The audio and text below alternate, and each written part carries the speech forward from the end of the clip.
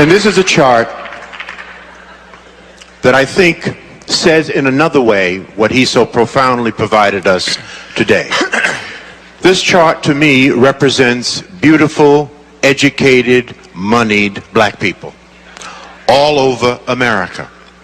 It could represent black organizations, it could represent black churches, it could represent black social and civic organizations.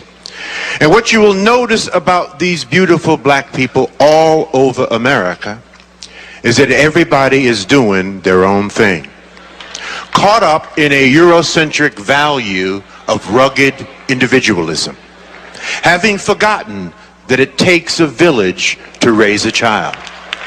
There is no power here, brothers and sisters. There is no power here. Power is most effective concentrated. You can take a 55-gallon drum of water, spill it over, it will disperse, find its own level, and eventually evaporate. You can take that same 55-gallon drum of water, put it under pressure, put a lid on it, put a hose in it, put a nozzle on the end of that hose, and it can cut concrete. There is no power with us being disconnected. See, there's nothing wrong with dispersion. I live in Cleveland, you live in Atlanta. We have folk in the Caribbean, we have folk in Africa. That's dispersion. That's okay, but we do not have to be disconnected. We are a disconnected people. We are powerless in disconnection. This is where all the power is. You see? This is where all the power is.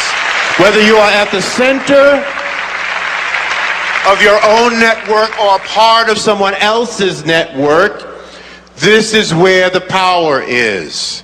There's a beautiful African proverb that says, when spiders unite, they can tie up a lion. When we connect, because we are disconnected, we're disconnected from those of like mind. We're disconnected from the best practices in our community. I don't care what it is that you want to do, what profession you want to engage in, what business you want to get into. I can introduce you to brothers and sisters all over America they are doing it to death. You just don't know who they are. You are disconnected from them. There is no power in disconnection. Okay? When we connect, we prevent interlopers from coming into our communities and taking and destroying at will. All right, George.